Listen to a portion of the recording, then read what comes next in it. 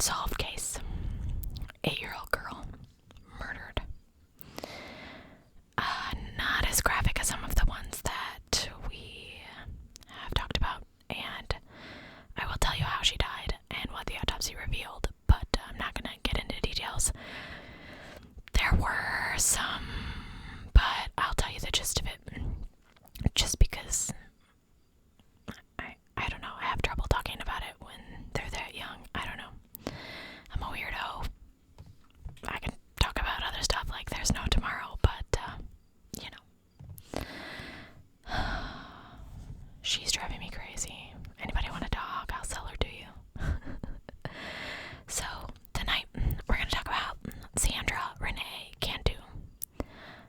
I don't know why, but I felt like Sandra is such an adult name for such a little girl. I know that's really dumb, but they never called her Sandy.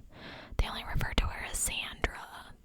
Every article I read, Sandra, and I feel like that's just, no offense to anyone named Sandra, but I don't know, it struck me as weird. I don't know why, because I'm weird. So, she was born March 8th of 2001. Her neighbors and teachers described her as outgoing and friendly. Her auntie said that she was full of life and very loving. She loved to garden, cook, and color.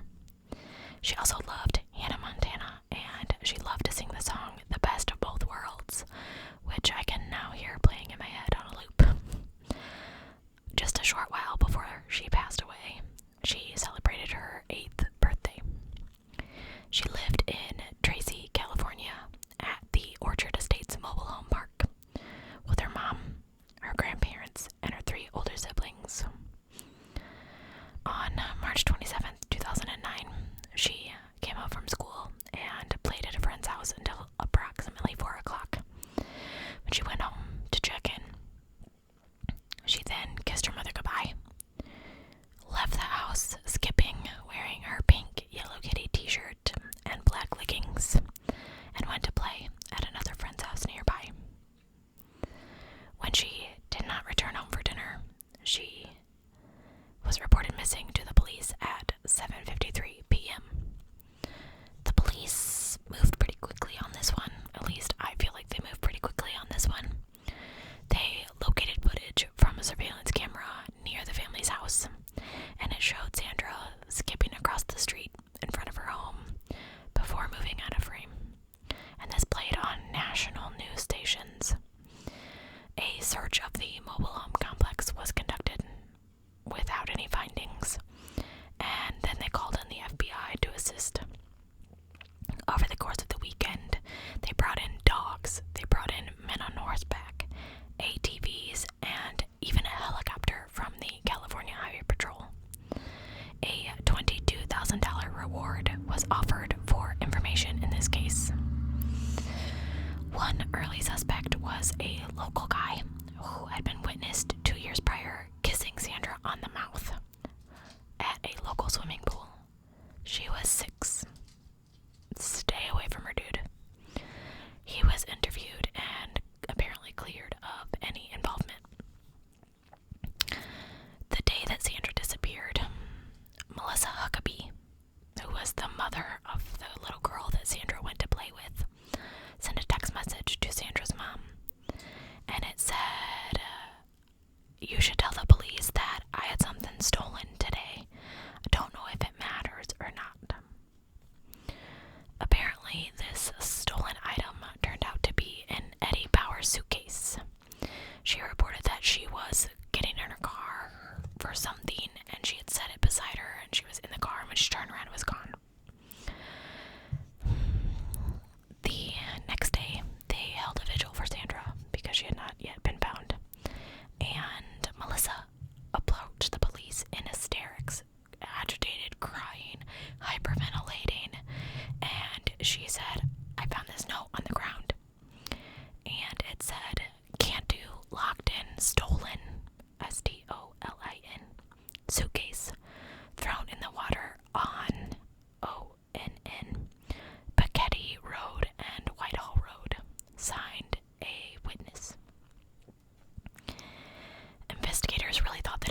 unusual for a woman who reported the suitcase stolen to also then be the one woman out of everyone at this vigil to find the note that said that the stolen suitcase was used to hide Sandra's body. Now, here's the thing I don't quite understand. 10 days later, during a routine draining of an irrigation pond at the corner of Piketty and Whitehall, which I'm sure I'm messing up the pronunciation, they found a suitcase with a body in it. Sandra's body, unfortunately. Why did it take 10 days? The only thing that I could find was that this area stunk so badly of manure that they could not investigate it properly. No. Get a gas mask. Get out there and find that 8-year-old kid. I could not find any other reason why. 10 days later, it was found during a routine draining. Whatever. Sandra's autopsy revealed that she had been beaten and sexually assaulted with a foreign object and then smothered. So her official cause of death was asphyxiation. The Eddie Bauer suitcase that they found was tied shut with a cord from blinds that had been ripped off. They ran a toxicology screen and they found alprazolam, which you might know as Xanax, and rubbing alcohol in her system. Xanax, okay, so they tried to sedate her, which hopefully it was enough that this little girl did not suffer. Rubbing alcohol. The only reason I can think that someone would give someone rubbing alcohol is to try to get them drunk, which is another sedation method. That's the only thing I could, but poor thing had to drink it. Can you imagine? Prior to the discovery of Sandra's body, Melissa Huckabee was not a prime suspect in this case because she was a woman. According to the lead investigator, a Detective Timothy Bauer, he said that they were focusing on all the men in the trailer park. The FBI profile that the experts decided was a white male, aged 25 to 40, with a criminal history of sexual assault or child pornography. Melissa was interviewed on multiple occasions, and her behavior was assumed to be attention-seeking rather than evidence of involvement. After they found Sandra in the suitcase that she had reported stolen, they started to take a closer look at her behavior. They became suspicious of a number of odd coincidences. Now, a little bit more about Melissa. She's 28 at the time, a Sunday school teacher, and she lived in the same mobile home park as Sandra. She was born in Orange County, California, and she was the granddaughter of a Clifford Lawless, who was a former pastor of the Clover Road Baptist Church in Tracy, California. She studied criminology at the community college before she and her daughter moved in with their grandparents at the Orchard Estates mobile home park. And she told police that Sandra often played with her own daughter. The police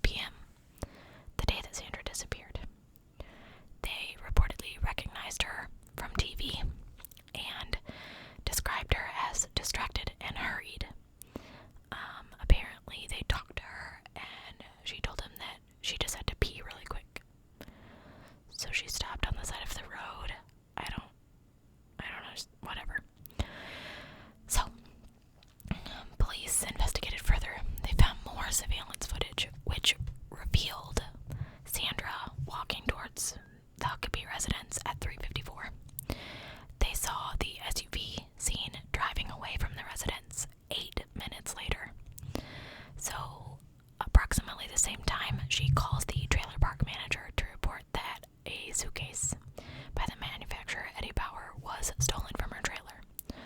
So, 8 minutes.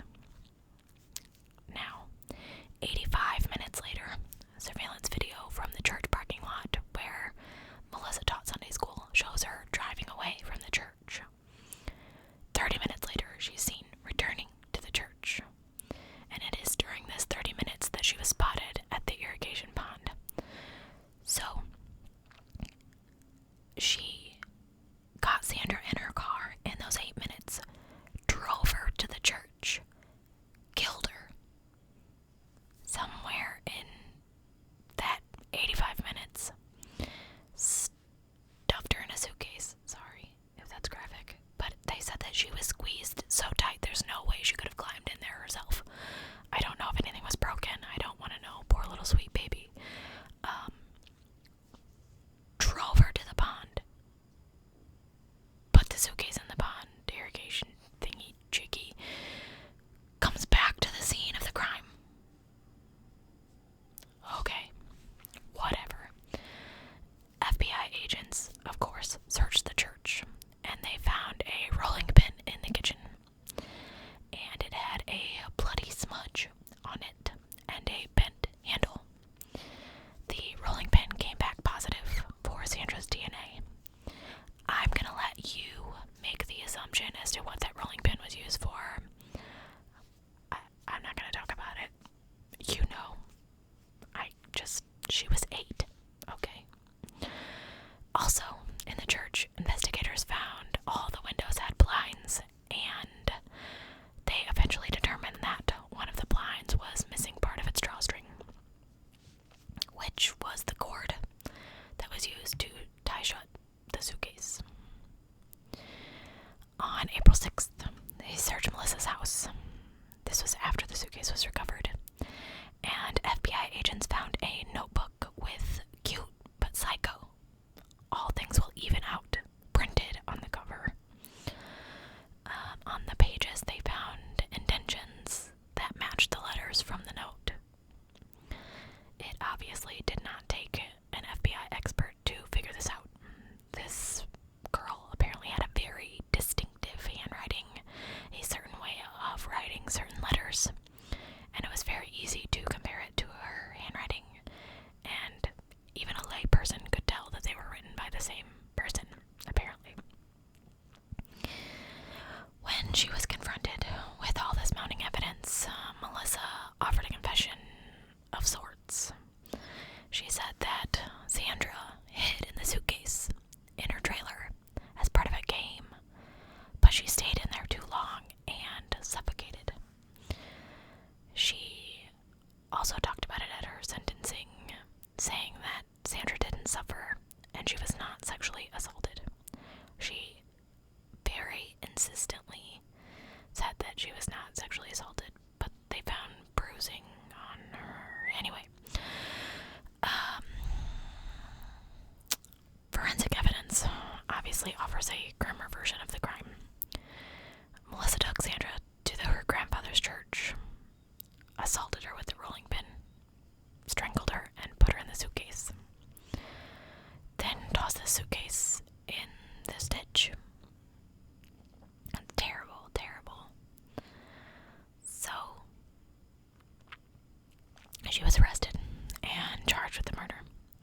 She was also charged with sexual assault and a couple other things, and drugging Sandra, but they were dropped when she agreed to a plea deal to plead guilty to first-degree murder and kidnapping to avoid the death penalty.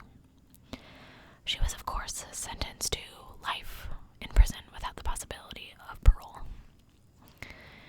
At her trial, Sandra Cantu's family spoke first, and they started off by showing a video montage of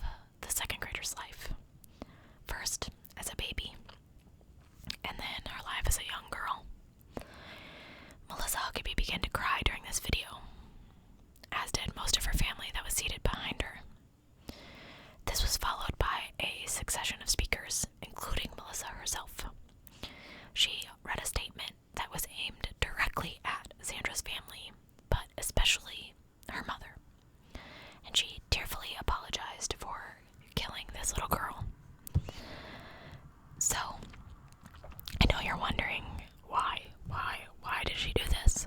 Why did this single mother and Sunday school teacher just suffocate a little girl who lived a couple of doors down from her that she says that she loves? We'll get there. She testified that she doesn't know what to make of her actions.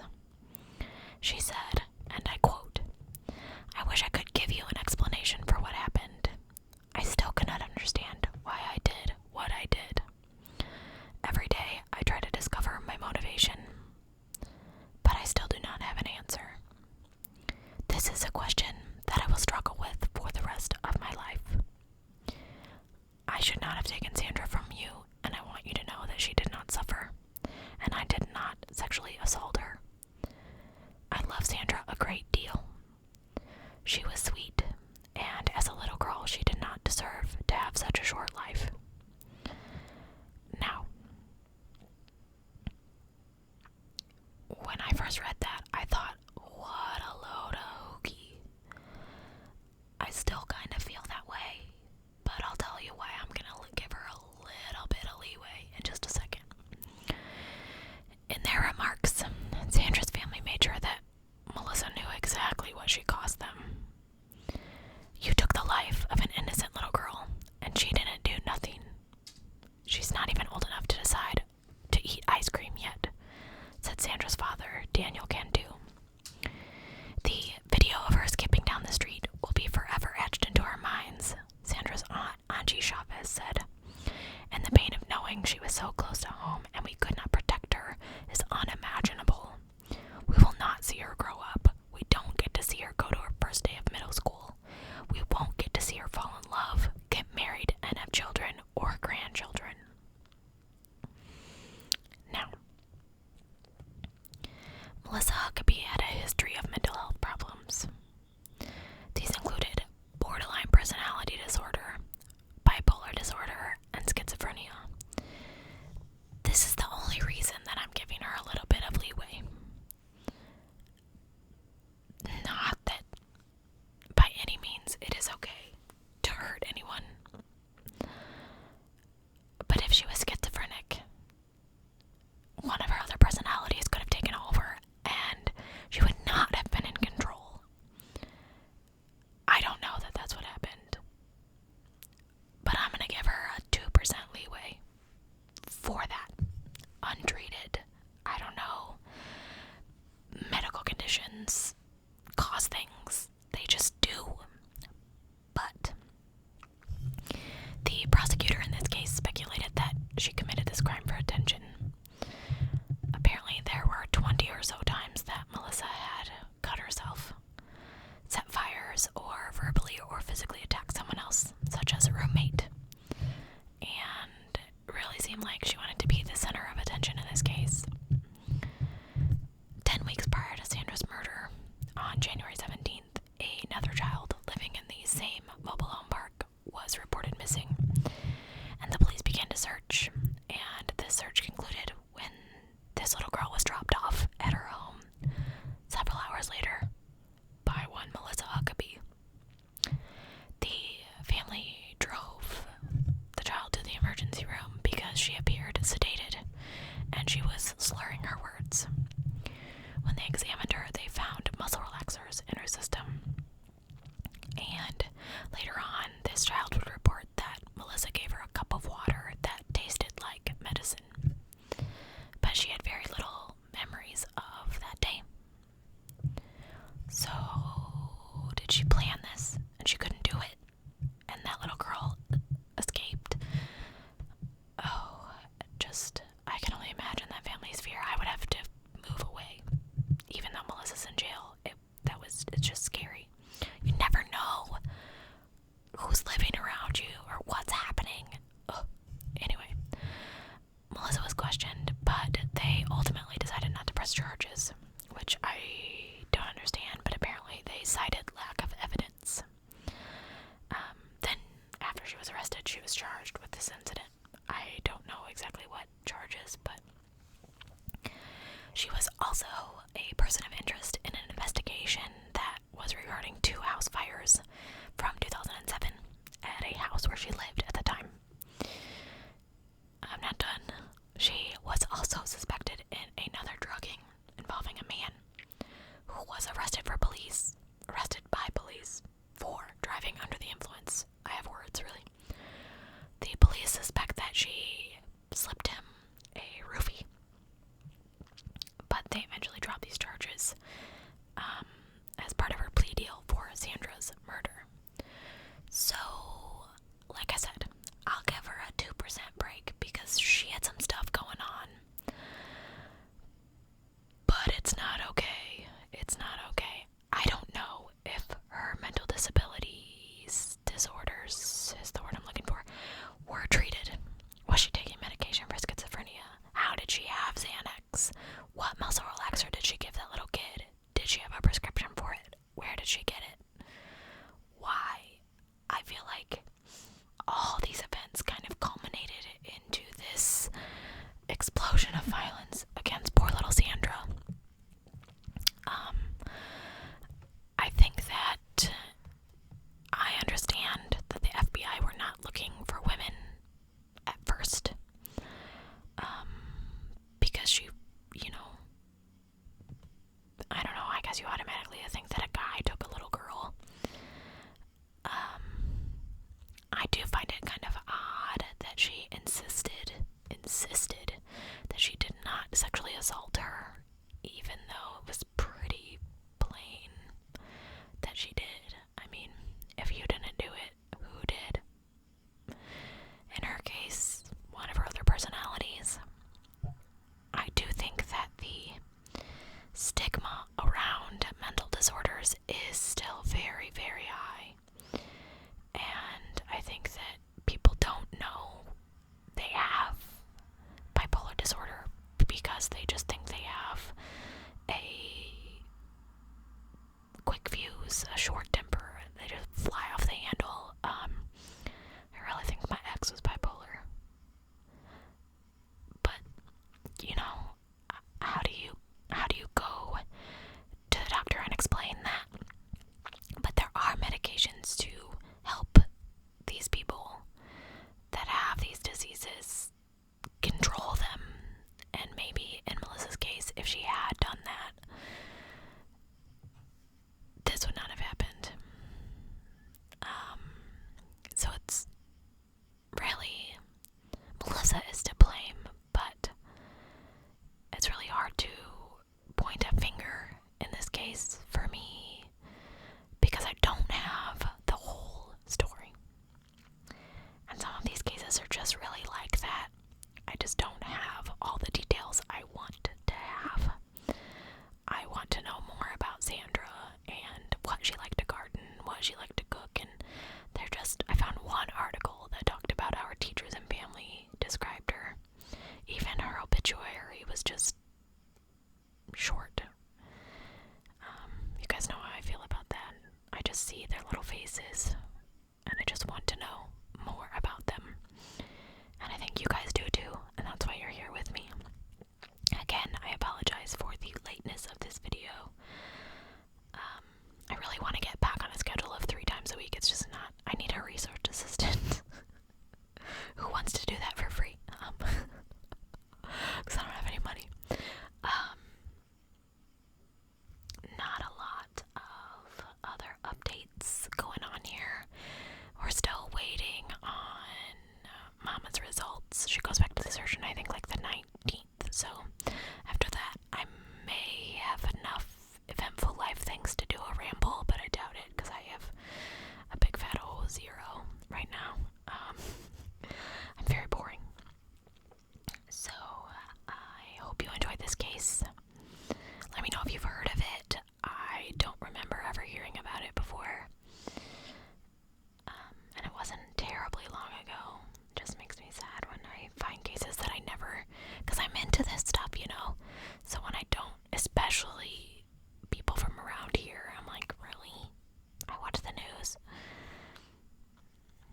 I think we see so much of it, we kind of miss it until it's an extravagant story.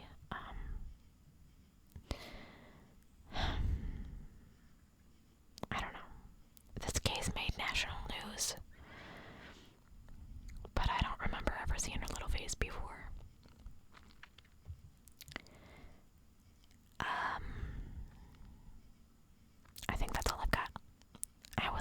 very soon.